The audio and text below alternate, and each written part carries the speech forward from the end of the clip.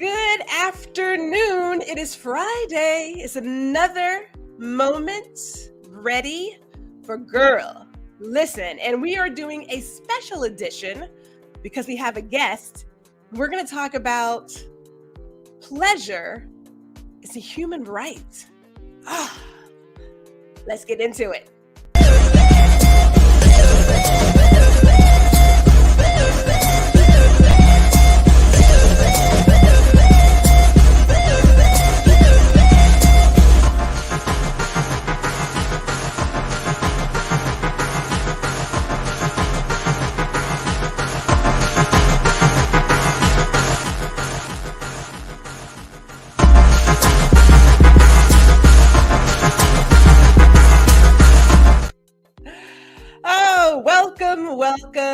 Welcome to Guuurl. Listen, I am Gwendolyn, G.R. Houston Jack. And it's summertime. It's summertime. Hence, I'm doing a little something. I figured I've got a little black and white going on up here. Why not do black and white all over, right? Because gray is beautiful. Gray is beautiful. I want to welcome everybody who is tuning in. We are streaming live to Facebook, LinkedIn, and YouTube. And if you're on YouTube, make sure you like, share, and subscribe. Because, we enjoy having some fun here. We love having fun here. And for those who are watching live or even in the replay, feel free to pop in the comments where you're from. I absolutely love how my mother came in early and said, I'm going to be the first one to comment. Thank you, Ma, for showing up. Thank you, Ma. Appreciate it. We have our community here. Spencer's in the building from Atlanta. And, I'll go ahead and tell you now, Spencer, I have every plan to be in town next month. I'm not saying that we should do it, but it would be cool to do a show together while I'm in town. I think that's like the best thing that we could do together. We should see what happens, but would love to do something while we're in town. So let us get into it. We have a special guest coming today because we're going to talk about how pleasure is a human right. I was reading some articles, been doing a lot of reading, and it never fails that when summer comes along, it feels as if there is this over-policing of joy, particularly Black joy. And then there are just people who, I don't know if they're all just miserable, but they want to take the joy and the pleasure and the happiness from everybody else. Right? I'm trying to understand it. I really am. So I figured I should bring in someone who knows a great deal about pleasure and taking care of the self, because we, of course, have been talking about self-care and self-love and what that looks like and how to truly demonstrate it for yourself. Oh, well, Spencer, now, quick little side note, we can always make time for a show together. I know we can do it. We just need like 30 minutes. 30 minutes. We can pick a spot. I got the mobile Wi-Fi. We can make this happen. So I'm going to try to make this work. Like, I would like for us to make it work. I'm sure the community would love to have you share your knowledge about digital storage. And before we get into it again, hello, shout out to Gary. Hello. He's representing Louisiana, but he's technically in the DFW area. So we'll go ahead and give Gary his shout out. Yeah, see, people would love to hear from Spencer. And just in case you didn't know, Gary and Spencer, they are nemesis. They are friendly, but they do have a lot of things going on. So let me get into our topic, because I do want to talk about this, and our guest will be joining us to give us all of her knowledge. But I want to know what you think of when you hear the word pleasure. Put in the comments. I have an idea, but I could be wrong, about assumptions. But when you think about pleasure, what do you think about? Because as we're talking about this, we talked about the policing of joy. And I'm going to say it again, particularly Black joy. That's what I know. And it never fails that the summer seems to bring out, and it could be the heat, crime goes up in during the summer. People are agitated, they're not comfortable. But that could be something that we need to look at today. So I want to know, when you hear pleasure, what do you think about? As Gary and Spencer are doing their thing, the definition of pleasure, we'll talk about this again. It refers to an experience that feels good, that involves the enjoyment of something, right? Doesn't say exactly what it is. It just says something. Okay, so because they want to go there, Spencer says, "Is my mother still here? He needs to watch his mouth." Okay, we are an adult group. My mama's okay. Feel free to share what you want to share. Oh my goodness. Feel free to share what you want to share. That's fine. I don't think that's a concern here. Gary says, an enjoyment that may oftentimes be unexplained, but enjoyed. Ooh, okay. All right. I like that. Okay. Here's what I got as well, because we have to see what the dictionary says. We went to the dictionary to figure it out. But it says it refers to an experience that feels good, that involves enjoyment of something. It contrasts with pain or suffering, clearly, right? Which are forms of feeling bad. It is closely related to a value, desire, and action. Humans and other conscious animals find pleasure enjoyable, positive, or worthy of seeking. A great variety of activities makes be experienced as pleasurable, like eating, having sex, listening to music, or playing games. Now, I already tell you, I live to eat is what I do. Gwendolyn lives to eat. It's a known fact. I will pick a place based on the reviews and what the menu is. I will travel for really good food. That brings me pleasure. It brings me immense joy, especially if there's a good wine involved, right? So that brings me great joy. And I know, because Spencer and Gary are both dear fans of Prince, surely listening to his music, reading some of his words, my goodness, watching him play the guitar, it not only brings me great joy, but it has moved me to tears. That's how happy I am, right? So when we think about pleasure, we are not talking today just about some of the basics that come to mind, since Spencer wants to make sure that the room was clear. But we are talking about the things that make you happy and bring you joy. That's the point here. So our guest today is going to be discussing that with me, and she has a good history, a good knowledge of self-care, self-love, and being able to find moments of pleasure, which is why, I figured if I'm going to bring somebody in, why not bring her in? So let's see here. We're bringing on Josie Pickens. Wait a minute. We're having some technical difficulties. I got a black screen here. Let me see, Joe. If you can hear me. All right, let me see here. I can hear you. Can you hear me? I can hear you, but I don't see you. I know. I gave access. Let's see. And here's the deal. You are a beautiful woman. The world should see your beauty. The world should see it. The world should see just how awesome you are, ma'am.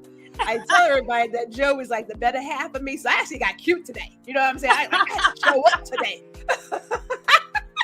Okay, should I leave and rejoin? Yeah, One more let's go time? ahead. Let's have you try leave and rejoin. It's fine. Technology does what technology does. We'll bring you right back. Since we're here, waiting on our special guest, hey, shout out to Erica, who's rocking Austin, Texas. Austin. Yes, endorphins. You know, speaking of endorphins, chocolate brings me great joy, especially dark chocolate, a really nice wine, like a really good port. That's a really good one there. I really like that. That's a good one there. So please continue sharing in the comments what brings you joy, what brings you pleasure. And we're going to get deeper into it because we really want to talk about that policing and getting into, I don't know, maybe it's how we are programmed, perhaps. It could be based on our history.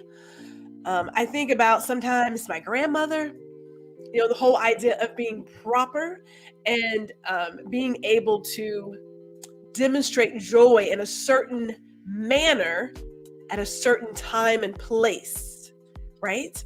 It's about being proper. So we're going to get into it. We'll see if our guest can get, okay. Gary says music, sports, conversations, right?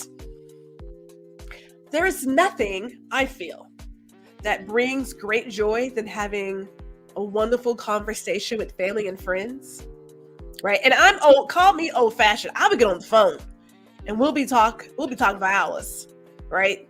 We'll be talking for hours. I would get on the phone. And now, because the world is open, like really open, I am making it a priority to break bread with people face to face. So like if we're in the same area, like if we're in the DFW area and we were networking and we're like, hey, let's grab coffee or tea or something, I want to do it face to face versus doing that virtually, because we've lived the past couple of years virtually. No offense. I mean, kind of over it a little bit. I'd rather if I could sit next to you and talk with you and laugh with you and enjoy your essence, then why not do that, right? Why not do that? Erica says, the older I get, the less OPP, the happier I'll be. Erica's always dropping some lines for us. Perhaps her next career will be a some sort of artist, some sort of rap lyrical artist of some kind. She's always got the lines for us. Thank you, Erica, for sharing that. Gary says he is still a phone person, but in person is great as well. I know, right? And we live in that area like Texas. Everything is about, I don't know, 4 hours away. Okay, I kid. More like about 30, 45. So getting in your car and going out to meet somebody, that's intentional. That is intentional. That is focused on human connection. Like that's huge. So I don't take it for granted when someone says, hey, can we get together? I'm like, yeah, let's get together. Let's do this, right? Because we've had so many years of being separated, but protected, that I want to focus on, hey, if we can bask in each other's glow, why not? All right. So while my friend is getting herself together, I do want to continue the conversation, and I do want to bring up some stuff. So let's talk about that policing really quick. As soon as Joe arrives, we will bring her in. But we're talking about policing. Oh, wait a minute. Look at that beauty. Okay, I see you, Star. I see you. Finally, my gosh, I had to restart my whole phone. It's always like a tech issue with us. I love you so much. I don't know. Hey, everybody. I don't know what it is. I don't think the universe wants us to be great because they know how wonderful that we are.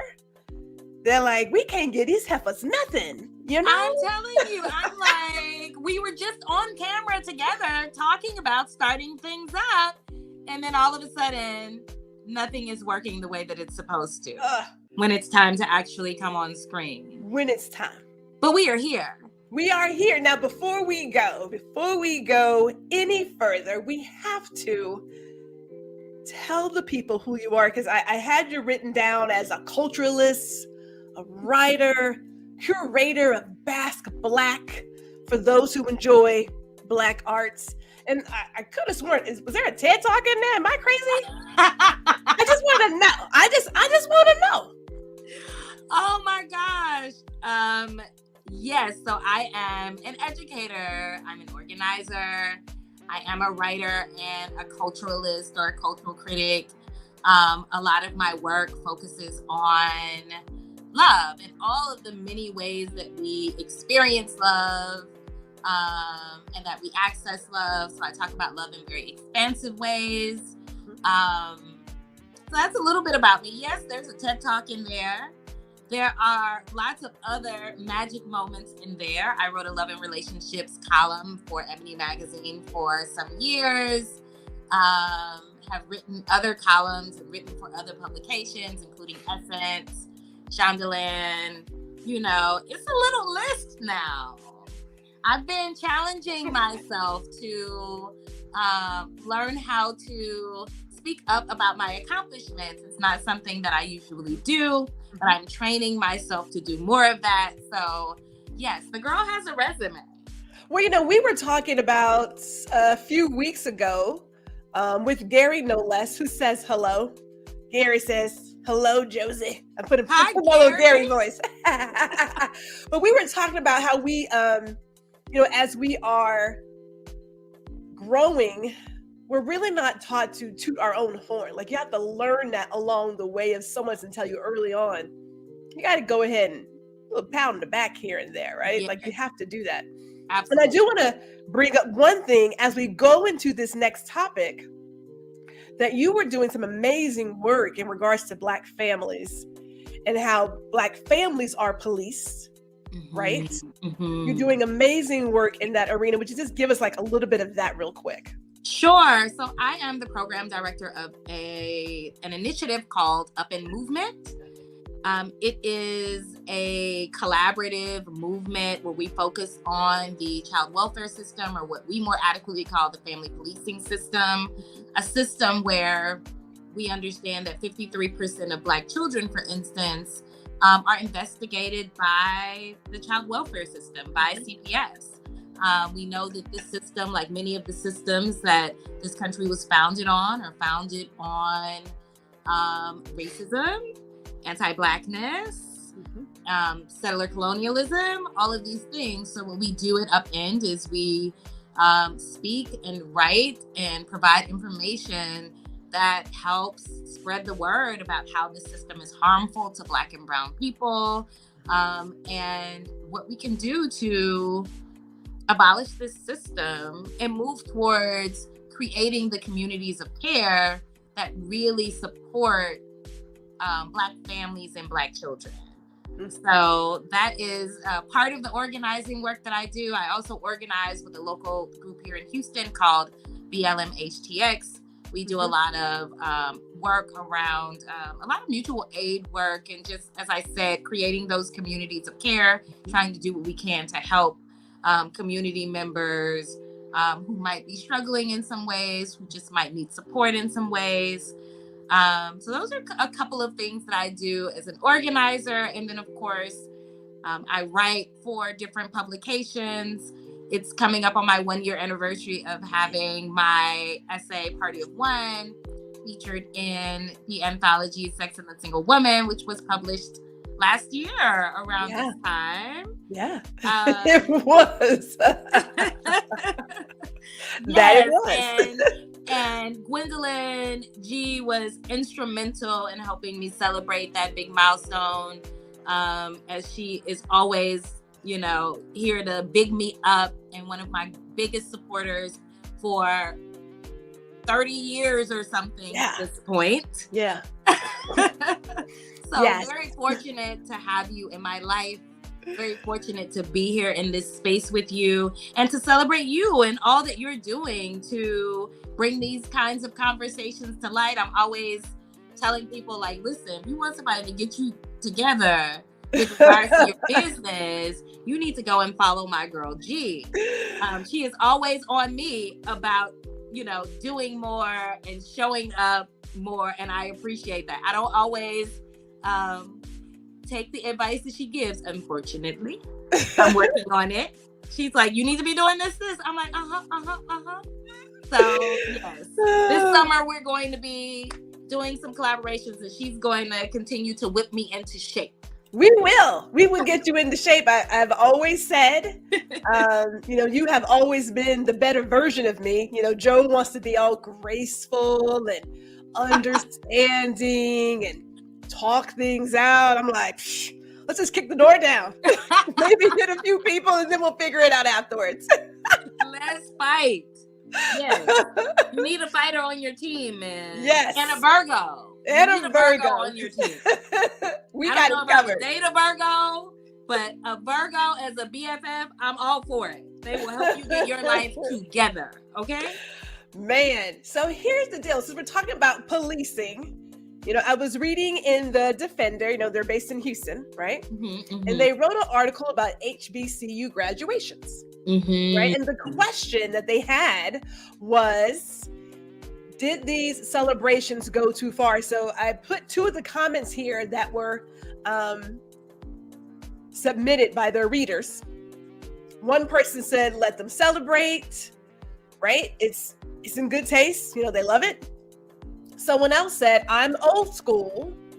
There's a time and place for everything. Graduation ceremonies are no longer regal or sacred. Right? We need some of that in our lives. I'm like, okay. All right. So, in reading her deal, I got to thinking, as I replied to this, is like, why are we always policing Black joy? Right? Like, why do we always have to go to a place of, this isn't the place for that. Here's how I look at it. You have paid your money. Keep in mind, this is not free. You have paid your money. It may have taken you 4, 5, 6, 7 years. Or longer. You got out. Trust me, there is this wave of emotion that just strikes you. I paid for this. Why am I not allowed to celebrate the way I want to celebrate? Like, what is this whole deal of, there's a time and place for it. There's no decorum. This is sacred. Sacred? Are you serious right now? Like, it's a graduation for adults. It's a celebration. And especially for Black people who struggle so hard to achieve these types of moments, right? Because there are so many things stacked against us that oftentimes prevent us from being in these kinds of moments where, college graduation is still a huge deal for Black families and in Black communities, right? We all don't make it there.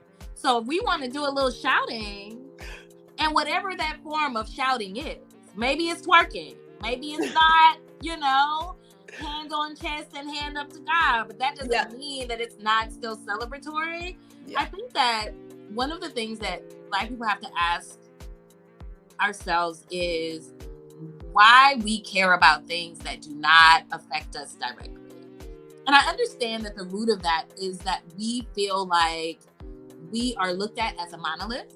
Yeah. We feel a lot of secondhand embarrassment. So we feel like when we see, a Black woman minding her business in Target with a bonnet on, that somehow it's a reflection of who we are as a people, instead of just saying, hey, maybe I wouldn't wear a bonnet in Target. But it really is none of my business what that woman is doing. And if she's happy with her bonnet on, then I'm all for it. It is this idea that, every Black person is a representation of the Black race. Yeah. And that is just simply not true. But I think the deeper question that we have to ask each other and ask ourselves, and I have been sitting with this question since I saw it in a video on Instagram. And I've been asking this question everywhere I go because it is such a marvelous question to help us do this self-inquiry work. Like, whose imagination are we living within? That's a good one. Whose imagination are we living within? Are we living in someone else's very narrow imagination and definition of who we can be? Because that's what that says. It's a time and place for everything. There's decorum. She mentioned, who made decorum? Yeah, she mentioned all of this carrying on in front of the school officials, officers, and specialist guests is out of hand, distasteful, and disrespectful. What? If you ain't paying my bills or my about to be student loan, I really like doesn't like I don't understand. You don't know my story. Yes. You don't know my story. So it's exactly what you said. And this goes into the work that I do as an abolitionist. I'm a person who does not believe in policing in general, but especially not the way that we police one another. You know, the first step towards understanding abolition and becoming an abolitionist is figuring out that you have to fire the cop that's within your head first.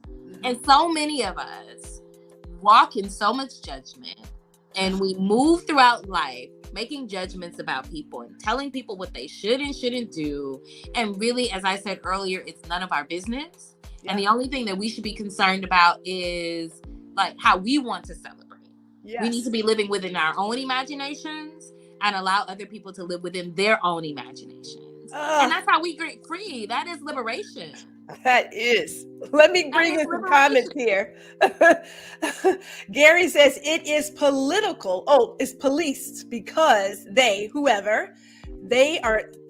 understand the journey and the generational triumph. Oh, exactly. That goes right back to your point. That's a great one. Thank you for sharing that, Gary. Erica says most people's goal is to be happy, because if you can control a person's happiness, you can control their lives. That's it. That is the community is showing up today. And here is the thing. Those kinds of comments become the voice in people's heads that stop them from living their lives fully. Yes. So 1 minute it's college graduation, and what is the next thing that you're going to have to shrink your joy for? You know what I mean? It's always Audre Lorde. What is the quote where she says, "If I don't define myself for myself, I will be forever crushed by other people's definition of me"? That is a paraphrase. That is not a direct quote, but it's good. It's good. Yes, that is it. So let me tell you, if I want to shout at graduation, if I want to throw a little something back, because it took me 10 years to get my first degree. I think I was 7. I think because I started, I think I was 7. I stopped, I was working, all of these things happened. And so, yes, when I graduated, I could barely walk across stage because I was full of tears. But, if I would have been able to get my emotions together, maybe I would have twerked a little something across the stage, okay? Because why not? Because why not? So tell me this. In your opinion, how do we carve out pockets of joy for ourselves? You're talking about looking inside, doing that self-work. How do we, in your opinion, and even for yourself, how have you done it for yourself if you care to share? Oh my gosh. I didn't bring the bourbon, I didn't bring the whiskey today, but I know you can do it. I know you can. Because you know how we used to do. I should say used to. So let me think about it. I think for myself, because this is something that I've been working on personally, I have been in a pretty heavy season of life where I have been doing a lot of internal work. And we know that when we're doing internal work, it requires us to dig deep into so many things that sometimes are difficult to look at, digging into traumas, past traumas, and all of the things that really kind of make us who we are, determine our patterns of behavior, sometimes negative patterns of behavior. So in order to change and transform ourselves, a lot of times we have to do that deep work, and it is not easy, honey. Okay. I think that what and as an organizer, someone who is constantly on the front lines, kind of fighting for Black lives, when we look at things that are happening in the news and that are happening in the world to our folks, that also can be very exhausting and make one feel hopeless. Yeah. And so one of the things that I have been trying to practice is making sure that I am tapping into my own imagination and my own hopefulness. Figuring out what are those things that I love and doing more of that. It starts out as simply as that. I love art and culture. Along with my partner, Jason Oliver, said, hey, we want to create a collaborative where we are able to bring art and culture to folks in our community who might not ordinarily know about certain events. I get to live a life where I am surrounded by artists and activists and people who are always thinking from a hopeful and imaginative space. So that's another thing, finding your people. I have learned that in order to find my people, I have to show up in authenticity. So that adds to my joy and my own personal liberation. And even just recently, like I have been spending some time out in nature. Had a moment where I met someone recently who is a guerrilla gardener, right? And so we've been doing all of these things around garden spaces and pocket prairies and like urban forest. And one of the things, I went to a lecture yesterday. One of the people in the lecture, or the person who gave the lecture, said that every tree is a clinic. Every pocket prairie is a therapist. Thinking about how nature helps connect us to goodness and joy and helps our mental health. So I have found just recently that this reconnection with nature has helped me a lot. I practice yoga regularly. You know, these are all things that I do and am still discovering that bring me joy. So I would say, you know, figuring out what brings you joy. First of all, make a list. What makes me happy? Figuring out who you can be happy with. X out all the frenemies, X out all the people who are look for the people who are saying, fuck yes. And surround yourself with those people who love and adore you out loud and who you can love and adore out loud. Oh, my goodness. Woo! That. You take some notes. And then, you know, just allow yourself to be in those moments of joy and pleasure. Let yourself reconnect to the childlike wonder that still exists in us. That still exists in you. So those are a few tips on how I curate joy in my life. Those are great tips. Those are great. I want to welcome whoever may be tuning in, because we're on Facebook and LinkedIn and YouTube. We're talking about, we're all over. We're talking about pleasure is a human right. We're discussing it with Josie Pickens. I'm going to just call it badass. Rocking it down there in Houston, Texas. And also my better half. So trust me, if you want graciousness, she has all of it. I ain't got none over here. I ain't got it. I felt like I was running out most recently. And I feel like God has restored it. Well, I want to do a quick sidebar because I love a good sidebar. Here we go. Can we chat about Janelle Monáe? Can we? Can we talk about Janelle? Hold up. Okay, so we didn't do the album cover, just in case my mama tuned in. But The Age of Pleasure. The Age of Pleasure, right? So it's her fourth album. What I really want to get down to is where she says that the songs were written from such an honest space, and she hopes listeners feel that when they listen to the music, and she feels she has had an opportunity to evolve and grow and to tap into the things that bring her pleasure. First of all, that whole entire bringing this project to life and the kerfuffle. I love that word, kerfuffle, that she talked about kicking up some dust. So I love Janelle Monáe, who is first of all, gorgeous. Second of all, like showing folks how to transform and evolve into who they want to be. I believe that they identify now as non-binary. Yes. And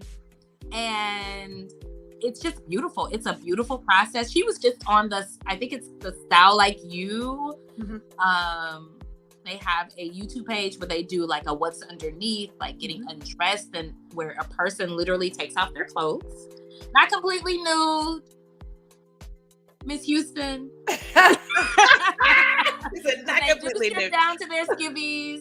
But it's a process of like undressing and becoming bare, right? And they talk about different things that are connected to this idea of like being naked, being bare, not necessarily physically naked. That was one of our topics. Unravel. That nude is more than just being physically naked, okay? Yes. Like, what does it mean to unravel? What does it mean to undress? And she, Janelle Monáe was talking about, and I'm going to struggle with the she, they, so excuse me, folks. Yeah. With the pronouns. This is new with Janelle Monáe. Yes. Just know that I am trying my best, and I do recognize, the pronouns that they use. I might throw a she in every once in a while, but y'all get the drift and get the picture. Yes. But they were just talking about this process of learning to love themselves in their most authentic state, their bare state, learning to love all of them. Like we've seen Janelle Monáe kind of like come out in her queerness, take off the uniform that they used to wear, like letting us into a softer side, a gentler side, but also a kind of boss bitch side too at the same time. Yeah, for sure. Which I am absolutely here for, because that's who I see myself as. Okay, really? You don't say. Soft, but still, quite the bossy thing. And so, yes, I'm loving this age of pleasure, this idea that, and although when you look at like the Lipstick Lover video, you would think that she is only talking about sexual or romantic pleasure, but the real pleasure that she or they want people to experience is like the pleasure of being fully who you are. I was freedom, right? Yeah. Like the moment that she put out clips of the video on Instagram, that kerfuffle, as we say, that stirred up, I got this common quote or comment that if you showed up, like, if you got dressed today, it's like, well, who are you getting dressed for? Who are you, who are you trying to impress? Is like, did it ever occur to you that this is just for me? Right. I'm not doing it for you or for some other person or for another gender. This is just for me. Right. And I thought, well, we know that's how you live, G. Girl, all day, you know it. We lost all day. We already know. The rest of the folks are catching up. Catch it. How long have I been kicking up dust? Oh, let me see. Since, I don't know, 11th grade? Yes. It's been a while. It's been a while. Where is this? Okay, so Spencer says her latest video brought me some pleasure. Matter of fact, where's my remote? Lord bless. Spencer, Lord bless. Oh my God. She was feeling pleasure for herself, and she allowed you to experience some of that pleasure along with her. Right, along with her. What does he say? God, they always need to be free that way. It's one of the things people we need is freedom. Yes. Yes. Yeah, it is true, because I was thinking to myself as I was putting all the notes together that, as a kid, we have this amazing imagination, right? The sky is green, the grass is blue, and I can be whoever I want to be, and it's amazing. And then we put them into public education, different topic, different day, Lord bless me. And we start to just crush and beat all the creativity out of a child. Yes. We take them from being individuals to being mass-produced drones. Yes. And then we have commercials like The Gap where we all look alike and want to look alike and want to be alike. And then God forbid, I don't know how to be myself and how to be authentic. Well, right. Like you literally have been, like we train people to be inauthentic. We train people to not be individuals. Yes. And if you are someone like yourself or like me who pushes against that and says, no, actually, I do want to embrace my individuality. I do want to embrace my power and strength in being one of one. Then, you receive all kinds of backlash and experience hardship as a result. It's a little hate. Now, my shout out to Black Eighth Element, the brothers tuning in. You gotta love when fam shows up for you. You have to love it. You have to love it. What can I tell you? But, our parents allowed us to be our own selves, right? Out of all of my siblings, I don't have any tattoos. I have a thing, I know this sounds horrible, I have a thing with commitment. Now, I know I'm married, okay? Going on 6 years, God bless. But I don't know this. I mean, I love tattoos. I love your magic tattoo. And I don't know. It's something about that's permanent. I don't know if I can get down with that. Plus, my favorite word was, what was it? Accusatory. You're like, gee, you can't put that on your body because that's not really attractive. But it was a thought. It was a thought. What can I tell you? It was there. So we started off this conversation asking our audience, what brings them joy. And you share with us as well what brings you joy. I was clear. I mean, I love to eat. I love a really good steak, a really good one. Love to veg out to like Prince. And like you, but I am also an earth sign.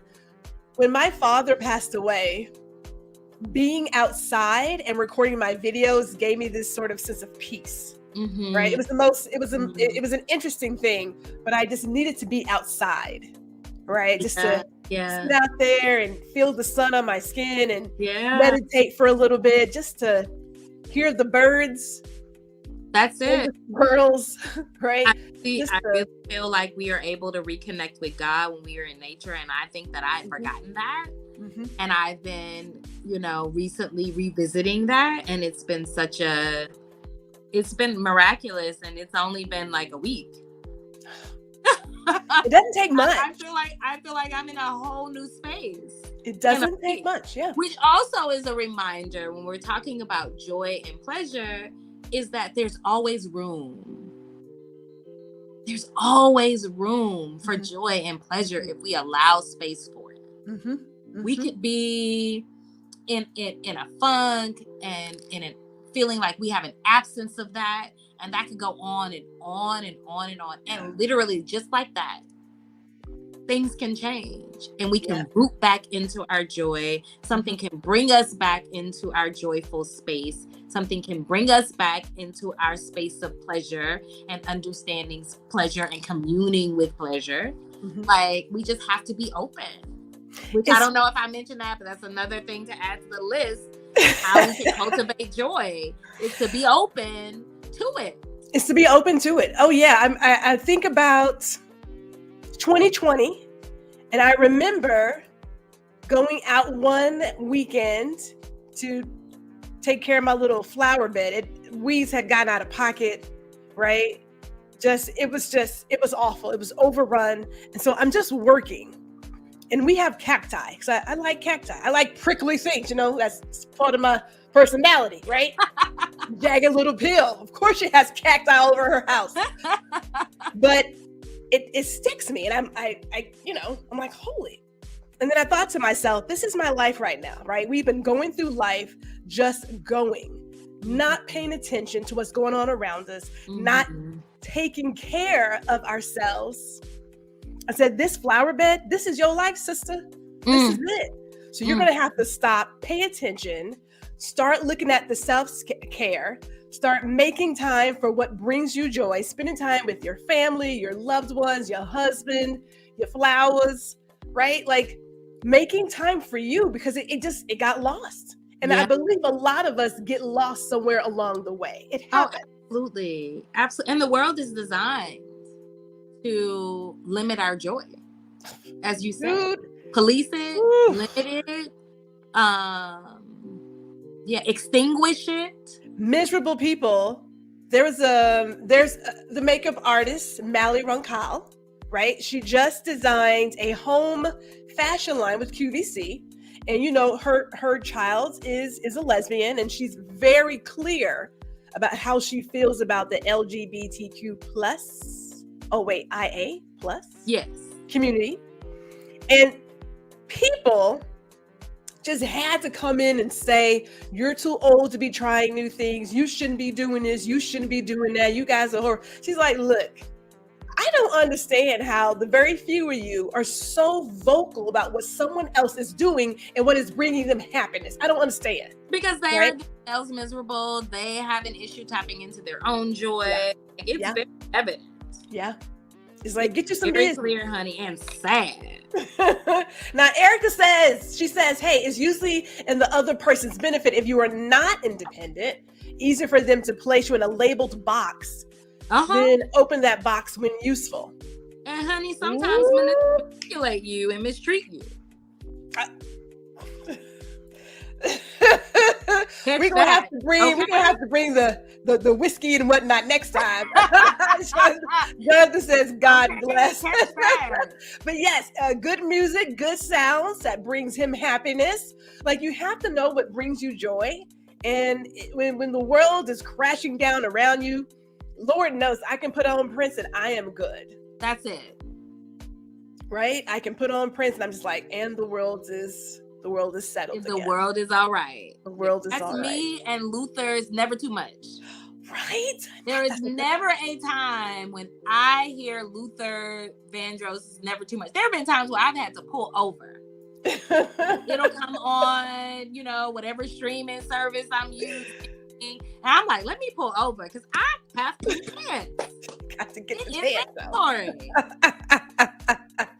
There's a dance if Luther's Never Too Much comes on. That is a good I'm one. feeling a bit down. I'm putting that Luther on, honey, and I'm gonna cut a little rug. Yeah, just a little. And it's just a perfect song. We'll talk about that some other time. But it's hopeful. It's perfect. If I love, I'm a certified lover girl. So yes, Luther's Never Too Much. Injected into my veins. He says, this Janelle Monáe's video is so full of freedom and joy and pleasure. I'm just so joyful right now. Like, I'm so open to this joy. This joy. You know what, Spencer? We're not gonna know what to do with him. Erica says, I got so lost I had to call my Tesla to come find me. Okay. Y'all are so ridiculous. Oh my goodness. Oh, I can't with them. I swear to God. So the good thing is this. We know we have a few more topics to cover. Mm-hmm. Personally, like aging is my next one because what can I tell you? Like, I really did think, right? I'm like, who doesn't like Never Too Much on repeat? Like, who doesn't love that? I thought, I've got the black and white going. Let's get the black and white. I'm trying to get my inner Janelle Monáe going here. Yes. My little. My grays grow in on the side, and I shave my sides, so most of the time you can't see them. But honey, G and I are around the same age. I keep telling people I'll be 47 this year. What age are we giving this year, G? You used to count up. I used to count up. Lately, I've been saying almost 50. Technically, it'll be 48, but I may just go out and just start saying 50, be done with it. and just go ahead and get there. And then I'll catch up. I will catch up at some point. I am shimmying my way towards 50. It's what it is. She said, I don't drive a Tesla, so somebody come find me. Lord bless this community. I tell you, you can't. You can't, and then you can. Right? They will always give. They will always give. I absolutely love it. But I will say this. We have had a great conversation. The time goes so fast. It really does. It does. We've had a great conversation. And I know we touched on a lot, but we can definitely dig deeper into. We always need to do a part 2. We do. We have to, because I would love little funny kind of things with signing on and like the technology, and then we can just run our mouths over and over and over again. We could. We could. The aging thing is definitely one that I want to come back to, because I know some people feel a little funny about age and getting older. Because it's a blessing. Tell women that the older you get, the less they are valuable. Right. Yeah. The less that they are valuable, the less that they're worthy, the less might be, as a single woman, the less that you might be chosen. Like, we learn all of these scripts, and it's very difficult to unlearn all of that. It is. There is a lot of unlearning that happens when you decide to get outside the box. Hey, you travel safe. Gary, travel safe. We want everyone to be safe this weekend. If you're in an area that is doing something for Juneteenth, and by all means celebrate Juneteenth safely. Yes. Safely. Of course, being Texan, we've been celebrating Juneteenth since forever. We've been eating our fried chicken and watermelon. It's what you did. It's you get in the car, you go down to Herman Park, water, outdoor Miller Theater, and watch the show on the hill. Yes, that's what we did. But absolutely. I will also, what I really want to dig into is how living in New York shaped part of your story. Yes. I know how it shaped mine. And every now and then there are some words that come out and people are like, what was that? I'm an honorary, as they say, New Yorker, right? Yeah. Living in Manhattan. So, I honorary. think definitely, being Black women from the South and getting to experience what it's like to live in New York City, and just the way that people operate, first of all, minding their business. Right. Or if people are judgmental, nobody gives a shit. Excuse me, Miss Houston.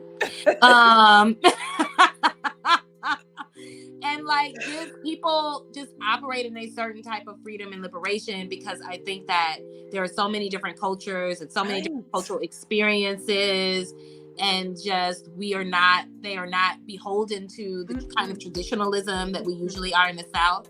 So that definitely helped me on my path towards freedom and joy and being a pleasure activist, as I like to call myself.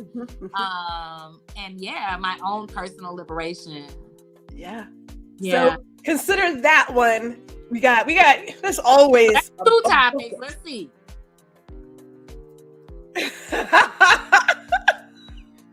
How many? I'm gonna be on here every week, y'all. You could. It's gonna be the G and Joe show. The G and Joe show, man. Trust me. Oh, Erica says my kids still think I'm 29. It's at the 25-year-olds. Can't wait for that age combo. Man, you know what? It would be great to even do it as a panel.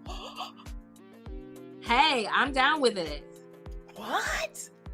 Man. You know that you are the person that I will always say yes to. I'm running out of a meeting like, listen, y'all, I gotta go. My wheels get to turn. I'm like, maybe we should do this. I like that. I like the idea of a panel. I really do. And then we can have questions and then throw it out and then get all the things. My goodness, Josie Pickens, pleasure activist. Thank you for giving us your time. Thank you so much. You're so welcome. You're so welcome. And I didn't add my tag, but you all can follow me on Instagram. Is probably where I'm most busy and most visible. So, and I'm also on Twitter at Joe Nubian. And so that's the @ JONUBIAN. So, you know, if you want to follow up on my musings or message me, you can do it in those two spaces. Yes. We will definitely put it in the comments, and we'll share this and make sure that everybody follows you there, because you have a lot.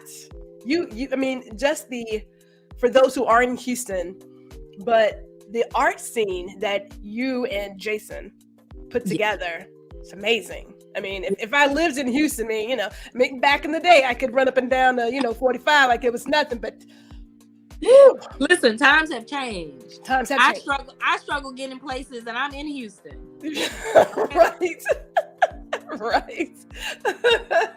So we want to thank everybody who tuned in today, who shared what brings them joy, what brings them pleasure. And we definitely want to thank everyone who will watch this in the replay. Stay tuned for part 2, because, what can I tell you? Joe and I get into some things, Lord bless. I am wearing my guest filter today. And she knows it. She knows. She's like, this girl is keeping it good because her mama watching. Yes. Mama's watching, right? And although I am not easily influenced by people, like I said, Joe's a beautiful woman. I figured, well, Joe's coming. I guess I'll get dressed for her and look cute and things and do a little something. And we're both doing a little pattern black and white. Right? How did that happen? Really? How did that happen?